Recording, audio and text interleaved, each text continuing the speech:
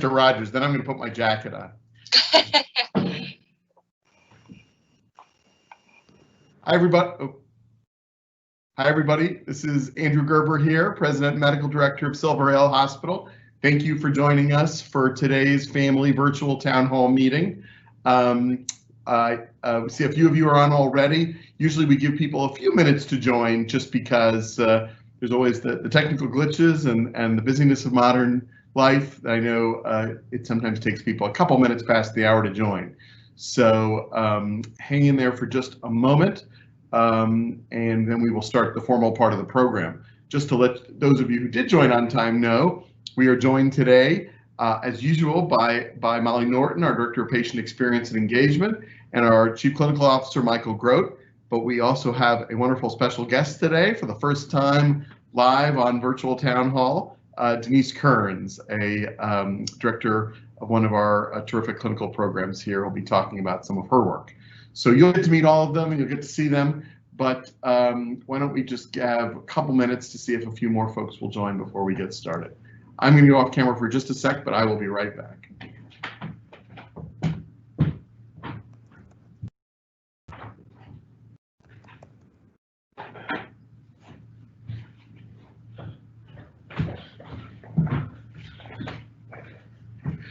I was going to put my jacket on camera and hum the tune for Mr. Rogers' Neighborhood, but I thought that might be appropriate. Yes, all right. This is a bad sign that the number of attendees just dropped by one. Right? So you left and they left. I think it was more my Mr. Rogers routine. All right. All right, well, why don't we give people another minute or two. While we're biding some time, Molly, do you want to say hello to everybody while we're waiting for? Sure. I'll put you on camera. Here you go. Hi everyone, welcome.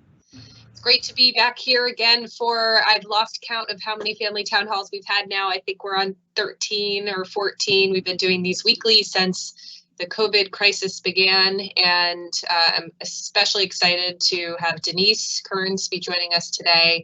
She's going to give a presentation on dialectical behavior therapy, which I know everyone is very interested in learning about. And I think we'll probably go around and give some general updates too on what's been going on at the hospital and some clinical updates from Dr. Grote as well.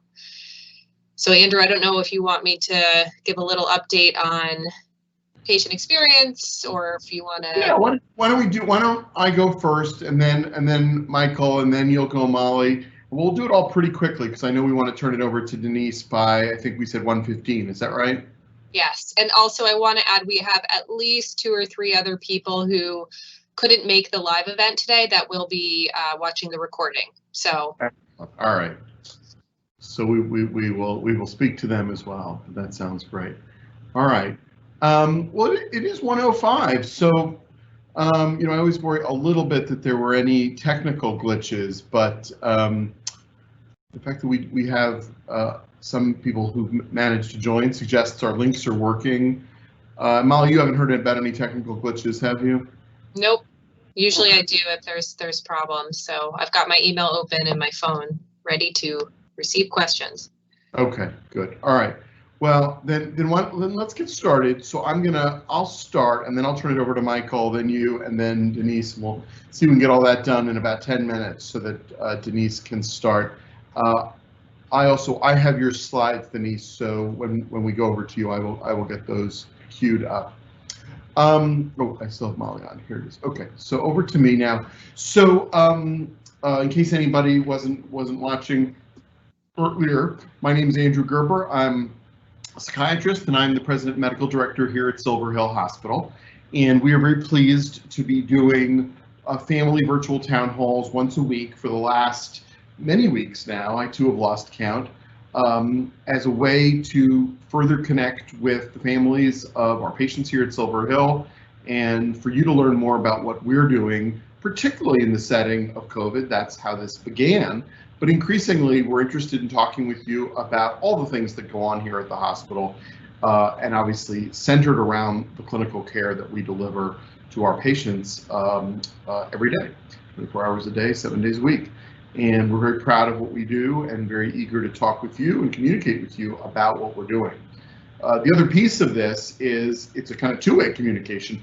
We're extremely interested in hearing from you about what you're experiencing, your questions you have, and suggestions for things that we could be doing better. It's a complicated business that we're all in.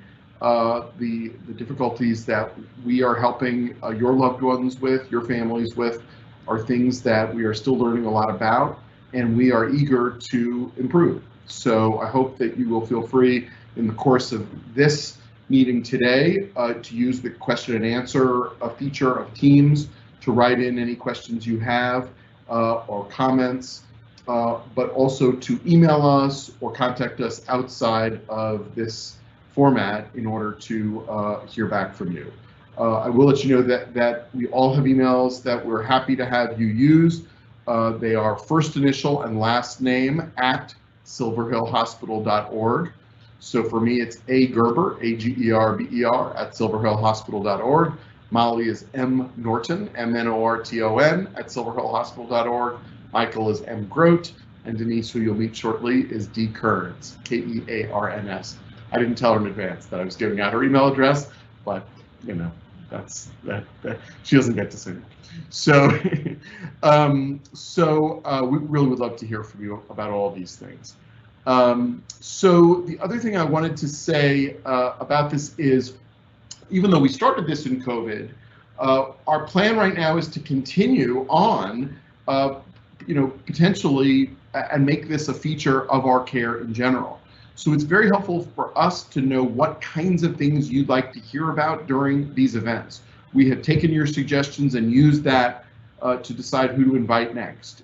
We could actually send this around or put it up on the website, I imagine, but we've had a number of different presentations, and really universally, people have been enthusiastic about learning about some new area. So we're excited to have Denise on today, but there are other topics that you might like to hear about, and we are happy to learn from you about those. So on that note, the other thing I just really wanted to say before I turn it over to Michael and introduce you to him is, and I'm sure you appreciate, because it's true of all of our lives right now and really over the last more than 6 months, that we are balancing two things here at the hospital. On the one hand, our mission is to provide the best mental health care for individuals with addictions and mental health difficulties. And we've been doing that for almost 90 years here, I'm proud to say, and we are constantly looking for ways to improve. And that is our mission. However, at the same time, the reality of our world right now is we also have to make sure to protect our patients and our staff and our patients' families from the COVID virus, because we can't do good clinical care if we can't promise you that we're doing everything possible to keep people from getting COVID. I'm very proud to say that, I'm knocking on wood, but to date, we have had very minimal presence of actual COVID on this campus. And that's a real tribute, I believe, to all the precautions that we took way back before these were even standards for hospitals, the state, or the country. We went to full masking very early on. We, as you know, stopped visitors to the campus. We stopped our volunteers coming to the campus. We moved all of our outpatients to virtual only. And last but not least, we instituted twice-a-day screening of symptoms and temperature for all of our patients and all of our staff. And I believe that that combination of all those things I just named together really helped prevent COVID from ever getting a foothold. We've had to date, over more than 6 months, only 2 positive tests among patients. And in both cases, these were asymptomatic individuals who then had tested negative afterwards and did not have exposure to any other patients. And a handful of staff, but no staff who were symptomatic on campus, and no staff who passed that virus to anybody else here on campus. So our vigilance paid off. And obviously, things are better now than they were in Connecticut and in the Northeast, but just picking up the newspaper, you know that there are areas of the country like Texas, Florida, Arizona, where COVID is still very prevalent and even on the rise. And given that people do travel, no matter how many restrictions there are in place, we have to be as vigilant as ever to make sure COVID doesn't get a foothold. There continue to be speculations about a next wave. We don't know when that would be, but clearly we need to be ready and to protect our patients, their families, and our staff from COVID coming on site again. So you have my commitment and all of my staff's commitment that we take this extremely seriously, and we know that we can only give great care, which is what we're here to do, if we also protect you from COVID. So on that note, I want to turn it over to Dr. Grote, who leads our clinical programming here and will tell you more about some of what we've done, both in response to COVID, but in general to keep the quality of clinical care here at the level that we believe in. I'll come back later and answer questions and say more, but let me now turn it over to Michael. Yes, thank you, Dr. Gerber.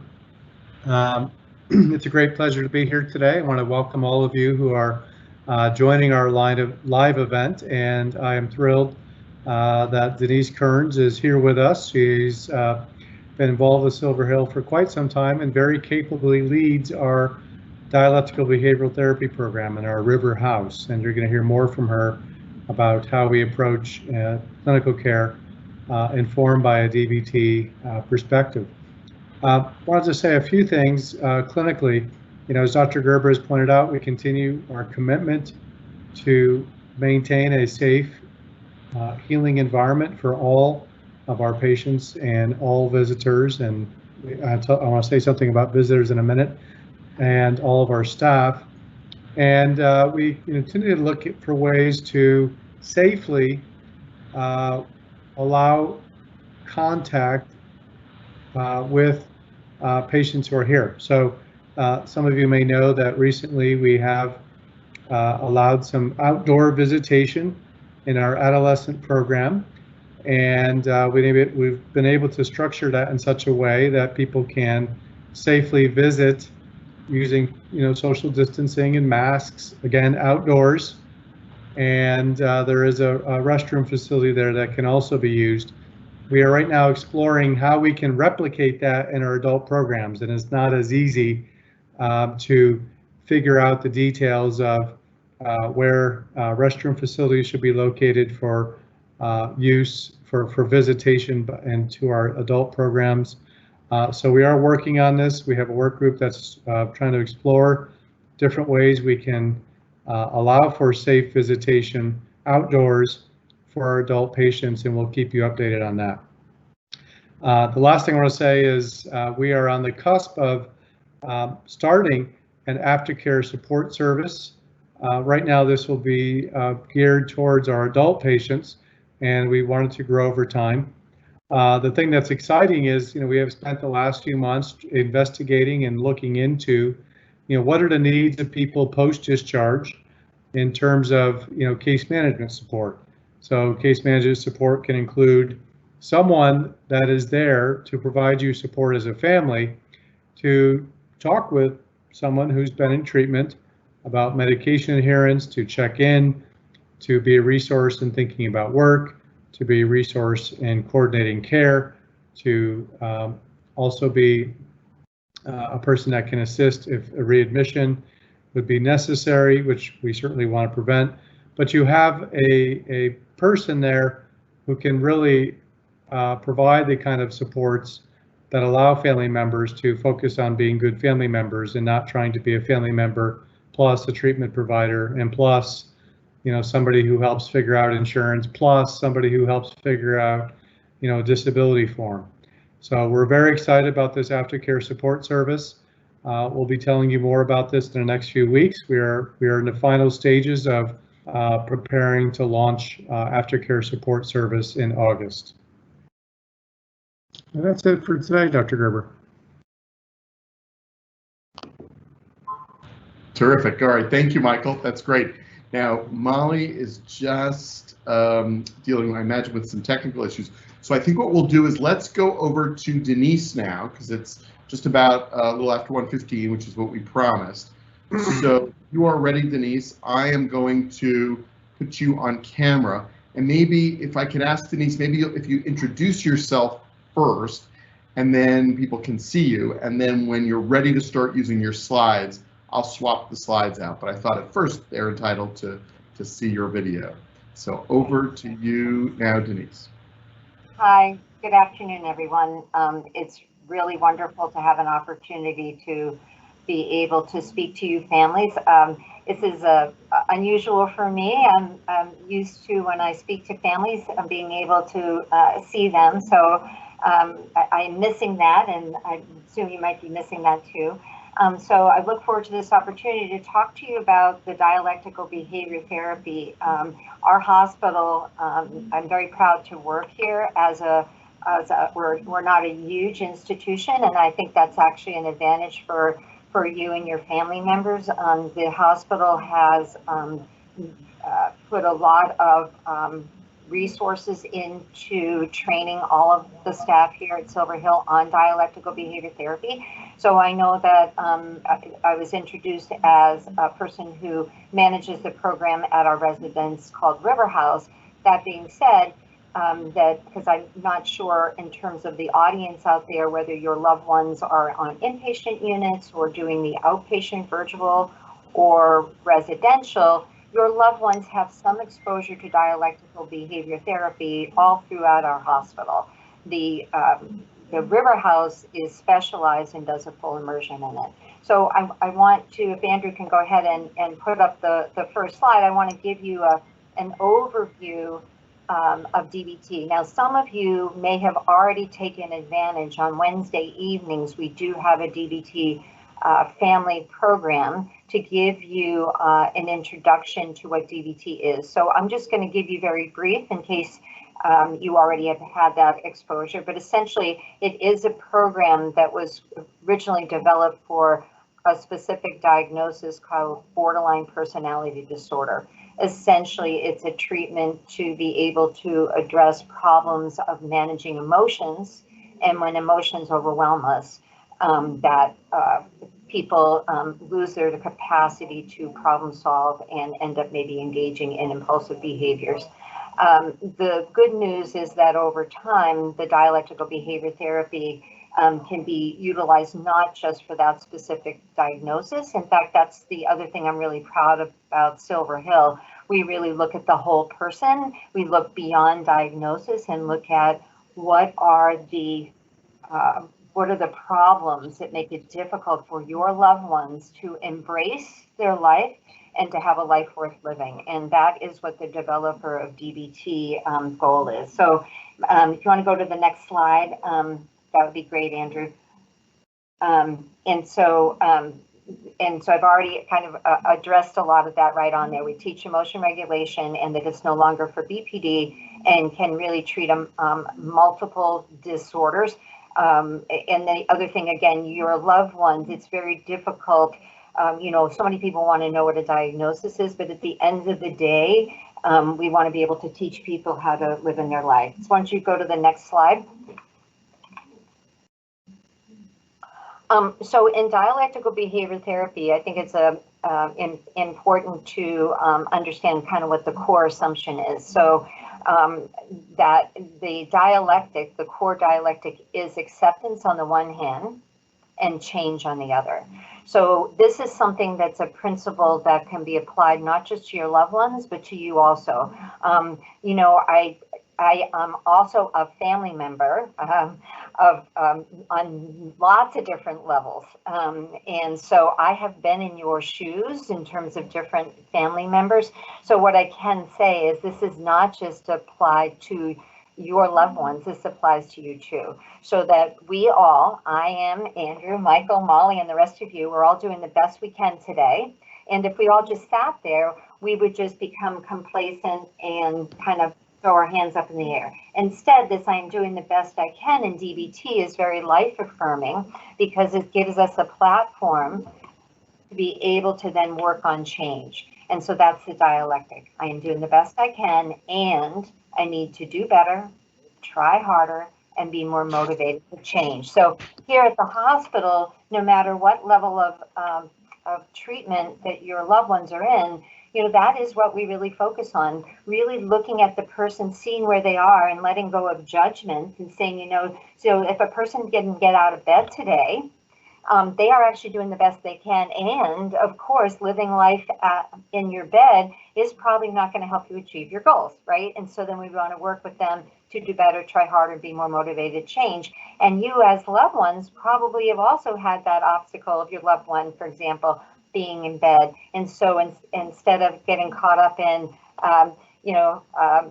yelling, screaming, bugging them, how do you help them accept, yes, that's where they are, and how can I help them to move forward in their life? Next slide. So this is something that if you're doing the DBT family program, every week it's a different module. So it takes 4 weeks to go all through the modules and it repeats itself. But this is just an overview of what the DBT skills training is. So, really working at helping people to be more present in terms of the mindfulness, so that a lot of people come and they have difficulty. They're very confused about who they are with their relationship with others. That have oftentimes get real deep sense of emptiness, disconnection. When you think about depression, it is a lack of connectivity, that you could be surrounded by people and feel empty and not connected. So we want to help people be more present, be more mindful, show up in the present moment, get out of their head and get into their lives. Emotion regulation, right? So some of your loved ones may be very much on a roller coaster with their emotions. They may be caught up in a lot of what we would call cognitive distortions, a lot of shoulds, a lot of self-loathing, a lot of feelings of worthlessness. So we want to be able to help them to be able to regulate those emotions and be able to channel that energy. It's kind of like a hydropower, right? You're on a river. I lived in Vermont a long time, and you have all this powerful water cascading down, and there's all that energy. And so in order to direct that energy, you put it through the hydro plant, and it's able to take that energy and channel it. So these emotion regulation skills will be able to take the wonderful things about your loved one, the things that you would want them to embrace about their emotions, and be able to channel it into productive ways so that they can really be in their life and be joyful.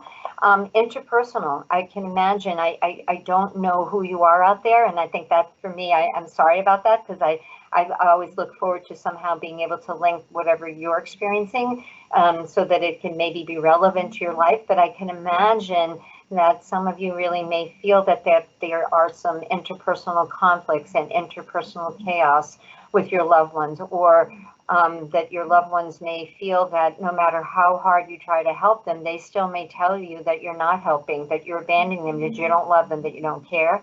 So these interpersonal skills really will hopefully help your loved ones to be able to communicate more effectively what they really are, what their goals are to you, in a way that helps you hear them and that they can feel better about themselves. This walking the middle path is something that actually Marsha Linehan, who's the creator, did not have in her original programming. There are two psychologists, Alec Miller and Joe Rathis, one in Long Island and one in Westchester and White Plains, who modified DBT for adolescents. And so they put a 5th module, middle path. And when Marsha Linehan revised her manual in 2014, she embedded, and the reason I put that on the slide in that spot is she embedded it in the interpersonal effectiveness module. So if any of you ever pick up her manual and you're like, well, where's that middle path? It's actually in the interpersonal module. And that is because it is directly linked to, the tension that arises within relationships and that conflict, and how do you navigate that conflict. And then the final module is this distress tolerance, so when a solution doesn't seem possible or at hand, how to help somebody so that they don't engage in these impulsive behaviors. I'm sure if I had the opportunity to talk to each one of you, you could really give us the stories about the things that you hold your breath about with your loved one in terms of impulsivity, maybe even going so far in terms of suicidal threats or acting on those urges for suicide. So we, through DBT, really help people to have concrete ways that they can tolerate the moment, not solving the problem because they're too emotional in that moment to solve the problem, but to be able to get through it in a way that they don't act on these urges. Andrew, the next slide, please.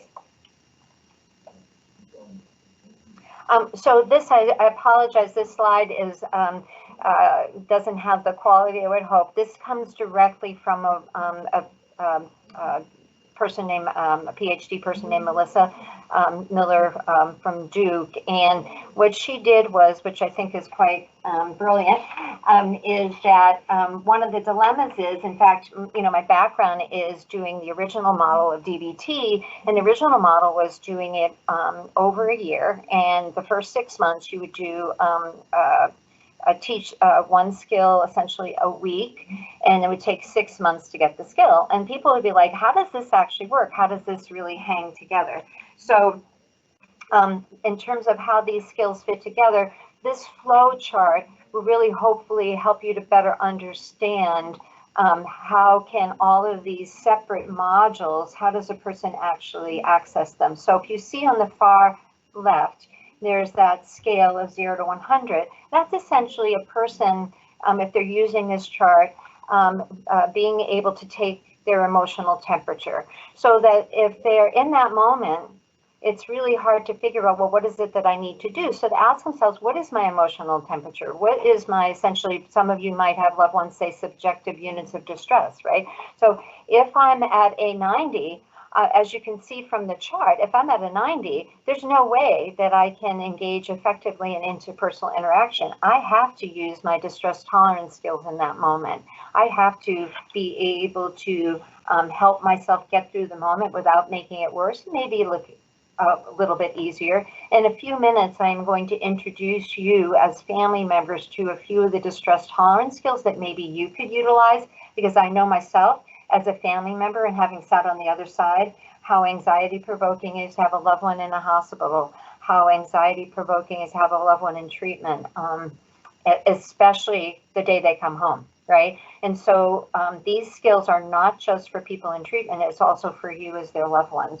So as you can see from this flow chart, that there is real flexibility, and that's what DBT is. It's a real dance. It's about movement, speed, and flow, and it's about, whoops, I don't know where it went. There we go. It's about movement, speed, and flow. See, so Andrew was moving and speeding and flowing for me. Is this this going back and forth, and so that your loved one doesn't have to panic. That until we, years ago, I learned how to drive a standard, but when before I could learn, I got in the car and I just thought I was really cool and could do it. And when I got to the stick shift, I completely fell apart and burst into tears because I assumed that I should be able to do it. And so that's why it's so important to teach the skills. So then later on, I actually slowed down, took a breath, and broke it all into its component parts to learn how to drive a stick shift, to the point that I practice each component so that I could flow between the different gears in a more seamless way. Again, sometimes not perfectly, but in a way that I could move forward. And that's what it feels like to me with this flow chart. You know, in my DBT program at River House, I use this chart with folks to help them have some relevancy to how do these skills really fit in. Mindfulness was at the bottom of the chart. Mindfulness informs each level of this flow chart. Mindfulness is what needed to know, oh, wow, I'm about to hit my skills breakdown point. I need to use a distress tolerance skill. Wow, I'm at a 20 or 30. You know what, that interaction that I've been putting off, talking to my loved one about, you know what, I can approach that now because I'm calm enough to use the interpersonal skills. If I've got my life goals that I want to work on, it's pretty hard to work on problem solving because your prefrontal cortex went offline. But if I'm at a 50, 40, 50, in that range, I can start working on problem solving. I can start working on change and being in my life. So anyway, that just gives you a little sense of, you know, what we're teaching and how all the skills really can flow, and that they go back and forth, and it's a process over time. Why don't you go to the next one, Andrew? Okay. So, you know, when I was thinking about, you know, spending, you know, 20, 25 minutes with you all, trying to think about what was going to be the most useful for you as loved ones. And the stop skill is actually one of the newer DBT skills. It wasn't in her original materials, which was printed in 1993. So when she updated her manual in 2014, she put this skill in there. And so the stop skill, it really, in fact, if we think about it, the stop sign, you know, if you're a distracted driver and all of a sudden you look up and you see that stop symbol, you slam the brakes on.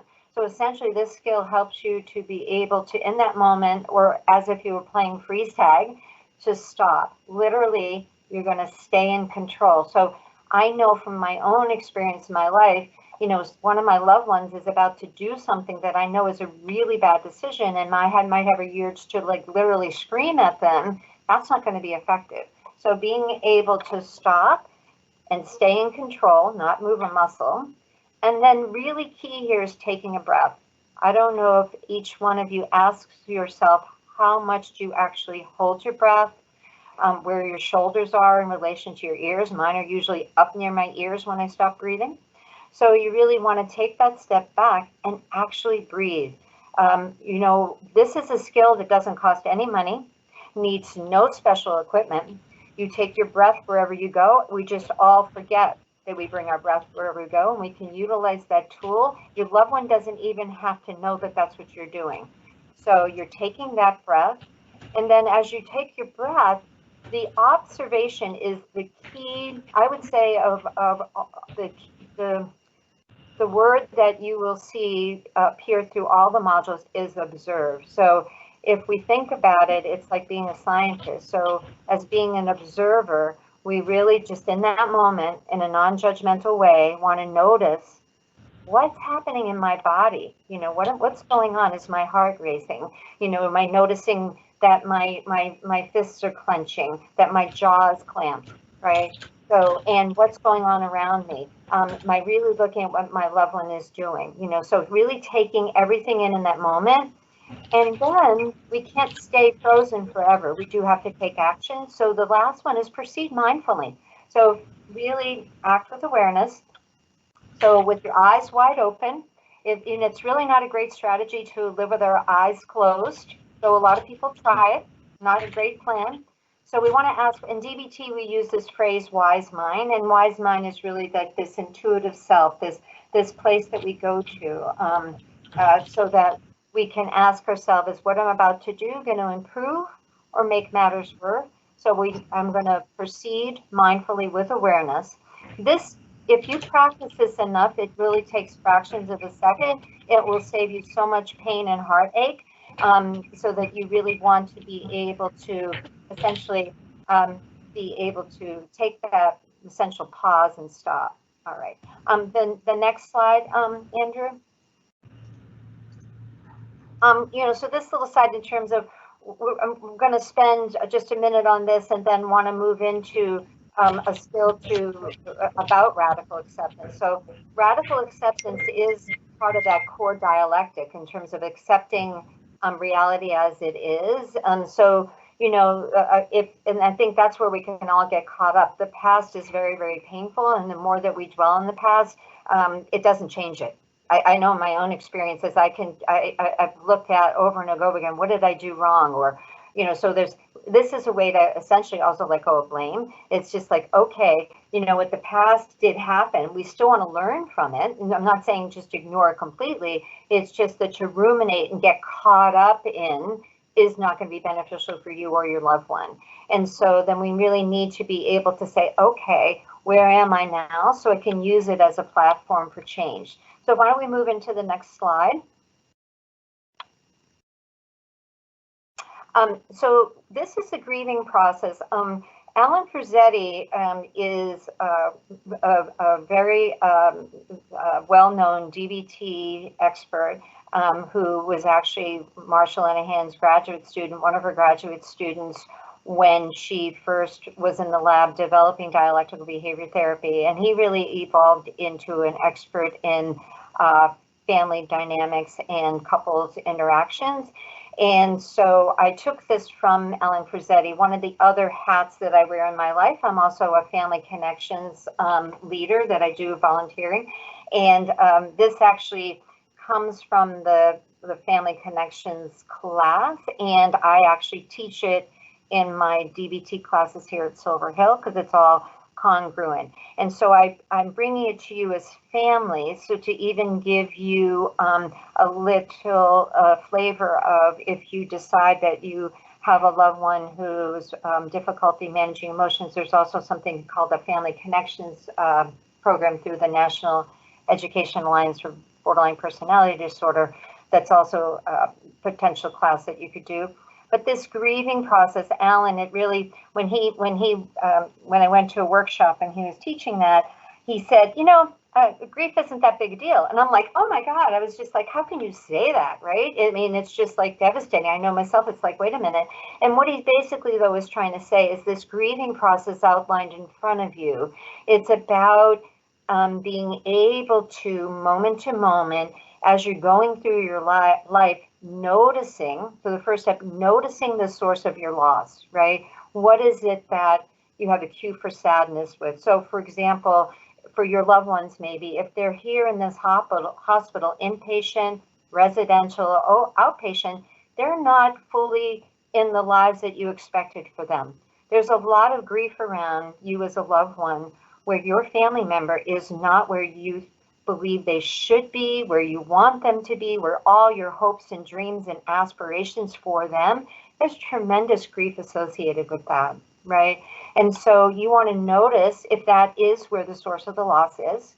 You want to notice that that is a cue for you to be able to experience sadness, to begin the process of decreasing the grief for you so that you also can find joy and be in your life. So the second step is to allow that sadness. Allow that sadness in modest doses, not that you're so overwhelmed that you end up going to bed yourself for a week, you know, or longer, or really disconnect from your friends and family, right? You want to be able to allow it. And it's interesting, you can allow it and do it in 3 breaths. It doesn't mean you'll be done. It just means if all you have is a minute or 2 minutes of your day, you can allow yourself those 3 breaths, allow yourself to experience, approach, attend to, and be with that.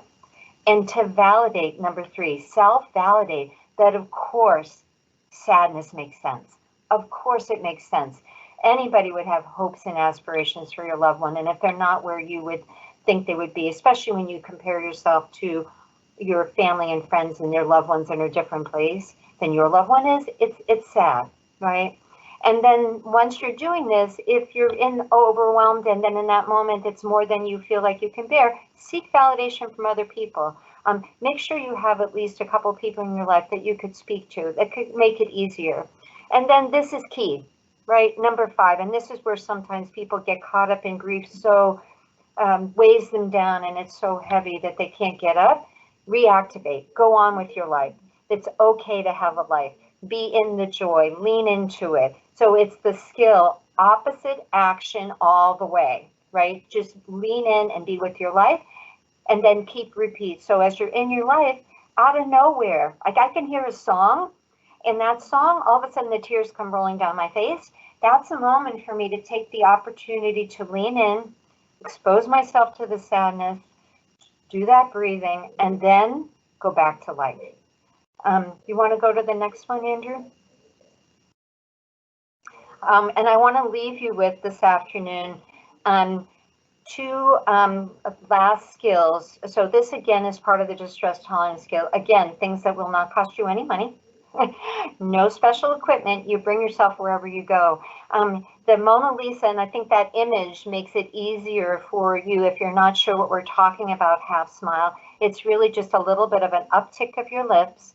it really said it just in terms of our biology, it elicits the relaxation response. So that little bit of an uptick of your lips sends a message to your brain to relax and let go. So if you've got a loved one who is asking you for the 10th time for something that you've already told them you can't give them, and you want to be like, are you kidding me? You're asking me again.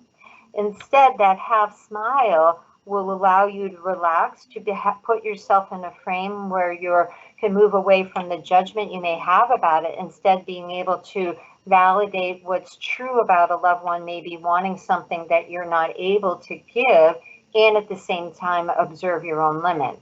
Want to go to the next slide, Andrew? Whoops, was one more before it.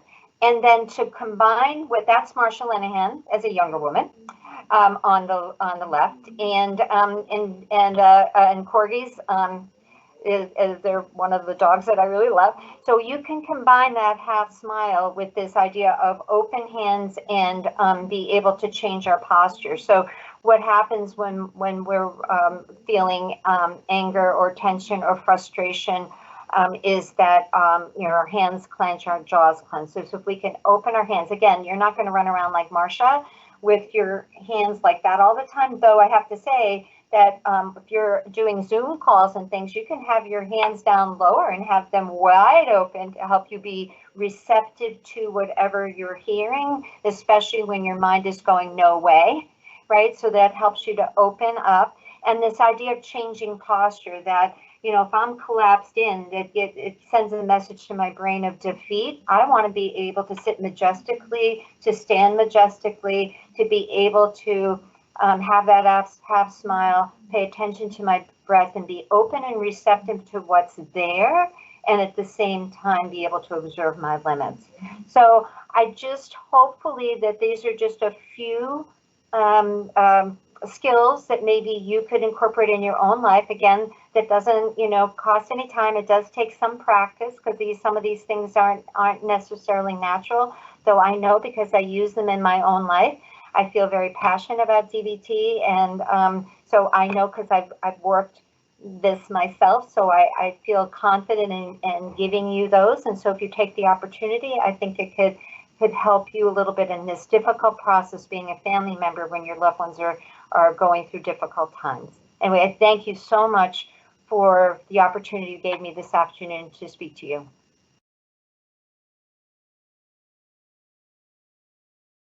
Wow, that was fantastic, Denise. Thank you so much for just a tremendous presentation. I mean, as many times as I've been trained and learned DBT, hearing you present it, I have to say, it was just a really impressive experience. So you get a flavor for what our patients are experiencing, and our other clinicians who learn DBT from Denise as well as from others, and get to work closely with our patients and families in this way.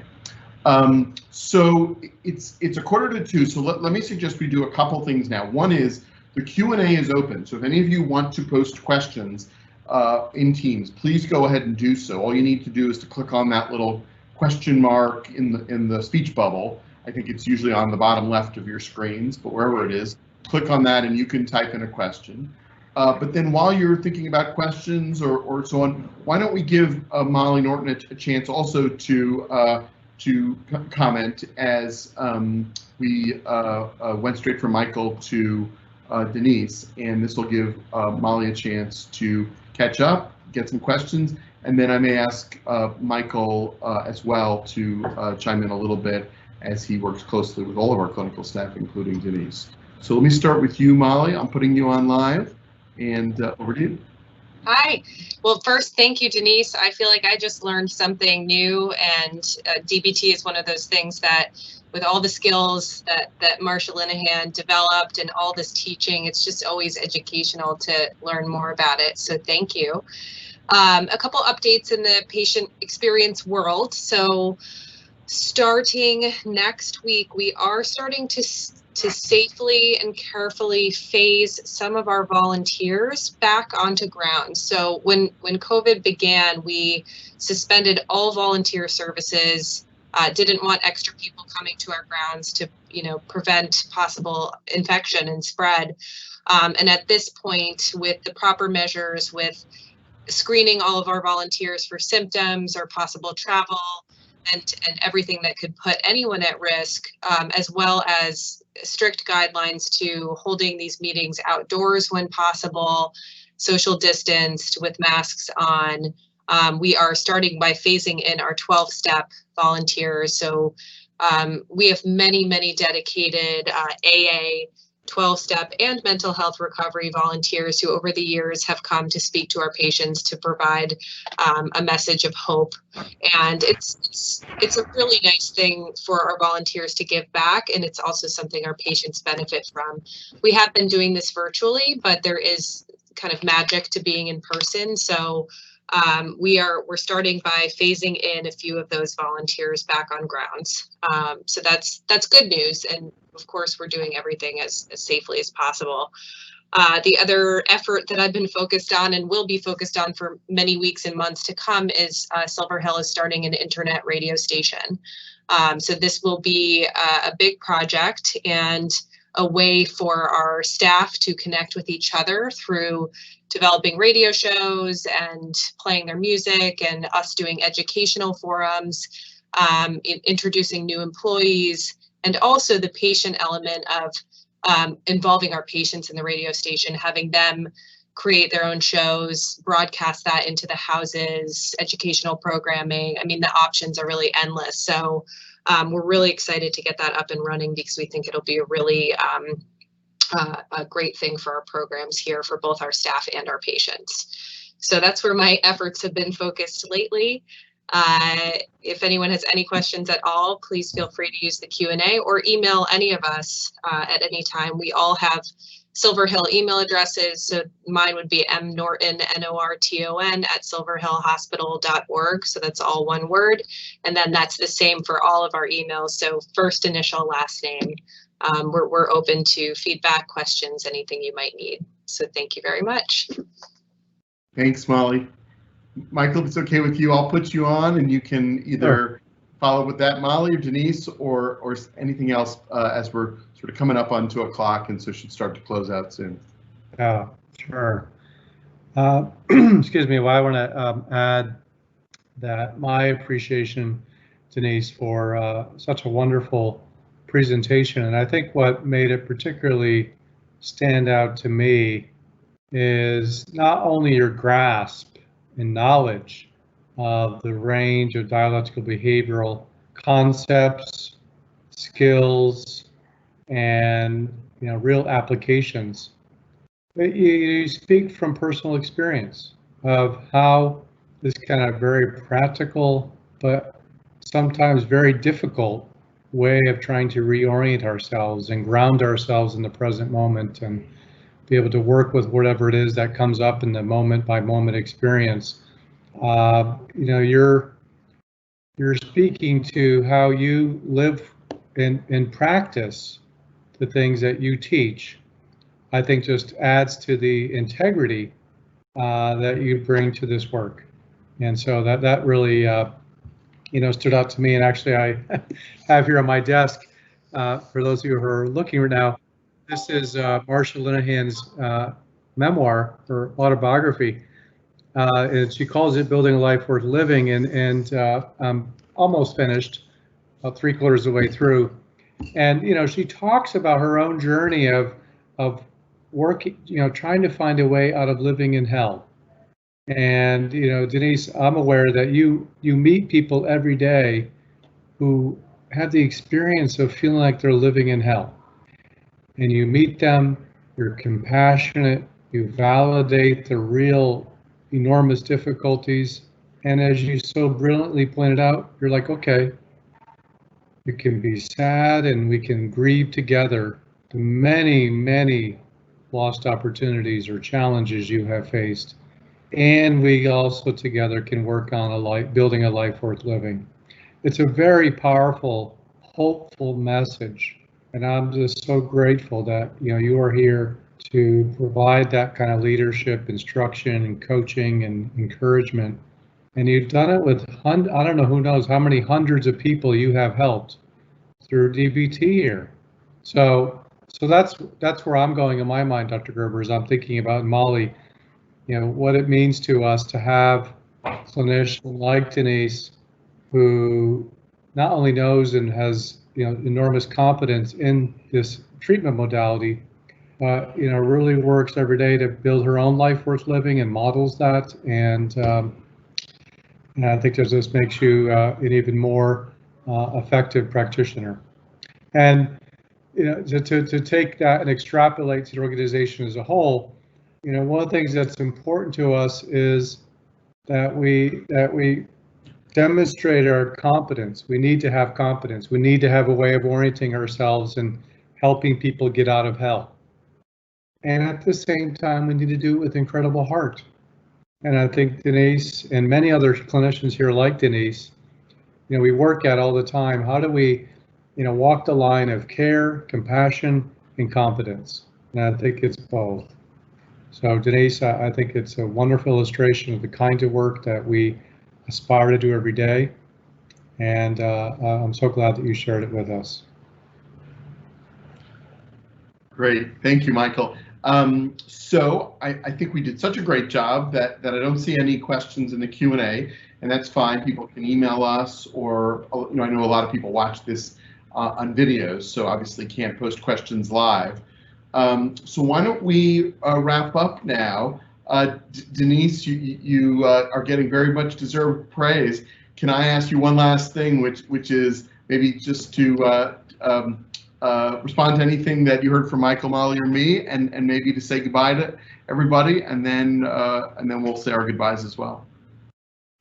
Actually, I felt quite emotional as you were speaking, and I think what arose is that you all picked up that it comes from my heart, that I really couldn't do this work unless I put my whole heart and soul into it, and I do. And when I meet family members and their loved ones, I